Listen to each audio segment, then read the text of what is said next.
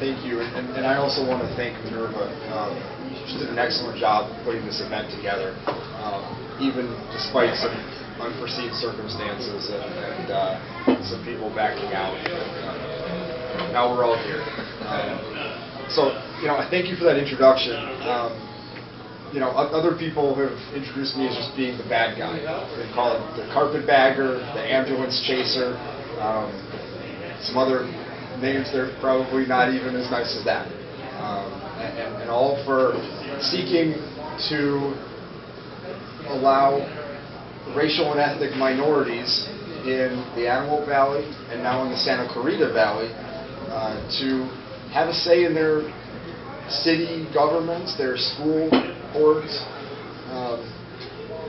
It's gotten quite a reaction, particularly in Santa Clarita. I'm here to really answer any questions that anyone has. The city of Palmdale, we filed that case back in April of 2012. The law is the law. They're violating the law. Their own expert says that they're violating the law. And the same thing is true in Santa Clarita. They're violating the law. Their own expert, Paul Mitchell, who the College of the Canyons and the Sulphur Springs School District had put together a report for them to determine whether they were violating this law, says they're violating the law. And what do they do in response? Nothing. They continue violating the law. Now, Palmdale took it a step further. We went to trial against the city of Palmdale, and the judge said, Palmdale, you're violating the law. Stop. What do? Absolutely nothing. They still got their November election plan, violating the law. This is Darren Parker assisted us in that case, and I'm sure he has some thoughts on it as well. But this is what we're looking at, and it's drawn quite a reaction in Santa Clarita. I see Luke Money is here. He's written some articles about this in the Signal. None of the articles that called me an ambulance chaser or a carpetbagger. Those are other folks. Luke's a good guy. So I'll leave the room.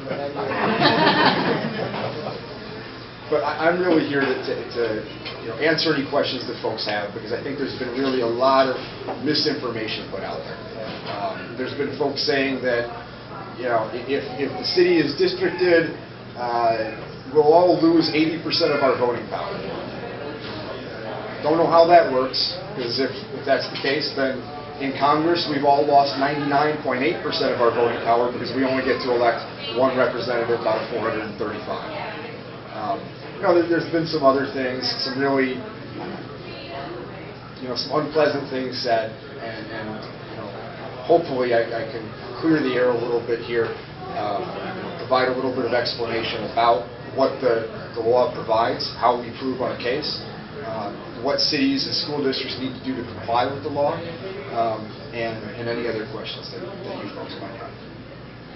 My understanding, I think they believe they did this together, but I'm not positive, is that they did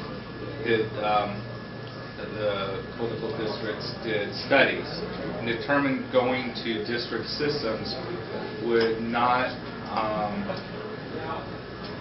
change anything as far as the voting groups of voting and what's your response to that? Yeah, I've seen that report now.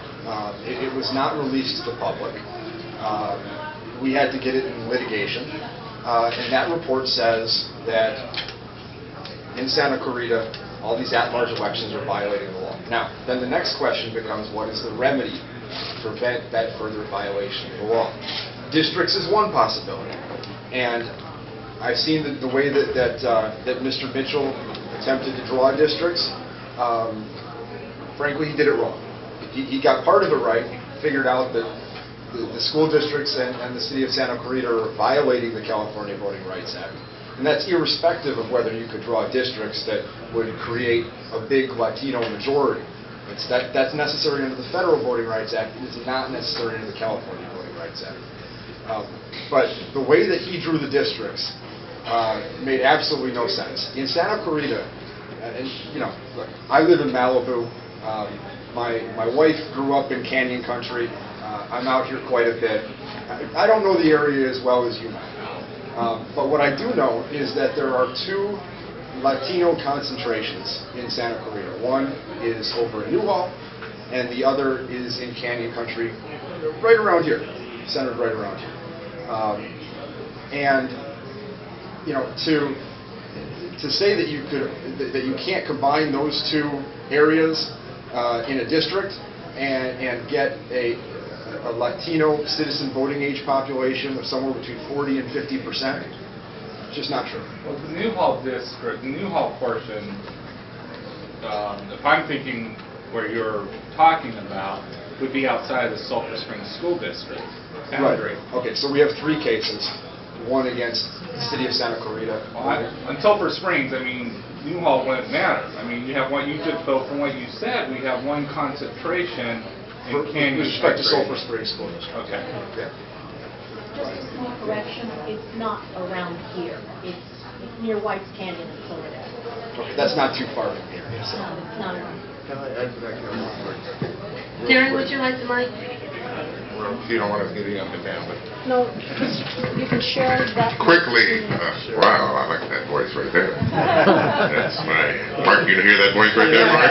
Okay, I want you to hear that voice, Mark. Okay, so there's John. I want to say, and Kevin touched upon it, the Federal Voter Rights Act, I think a lot of people get confused with that in the California Voter Rights Act, where the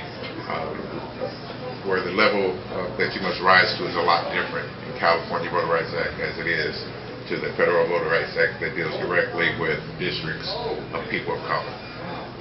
But I can tell you from the personal experience of the city of Palmdale, I've been out there, as I said, almost 30 years. And just by filing this action, just by giving people hope for the first time in 4 terms, our mayor has 4 different candidates running against him. Traditionally, Mayor Ledford had run unopposed, and if he didn't run unopposed, there was someone that was a non-player, and so he's basically walked into office for the last 4 terms. The same for our city council. In the very last city council race, the 2 incumbents ran unopposed. That will not happen this November. In this November, there are 5 candidates that are running in that race, at least 2 are color and 2 women. See, we've also had the problem of women being elected to our councils in Lancaster and Palmdale. Traditionally, it's been all white. We have that problem here. Traditionally, it's been all white male. But my point is, and I'm glad you don't have that problem here, because I have 5 daughters and 5 granddaughters, so I know about the woman thing. And as a matter of fact, if you see how I dress, I did not do this. They did. But my point is that just by us starting to engage the community and give them hope for the first time in our elections, we are starting to see more candidates come out.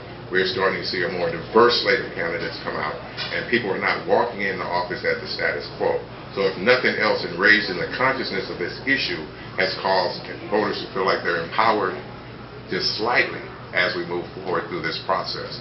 So I don't want to get stuck on the race thing, because that's really not the formula for the California Voter Rights Act, and I think that people try to minimize this whole discussion when they start to put it into race.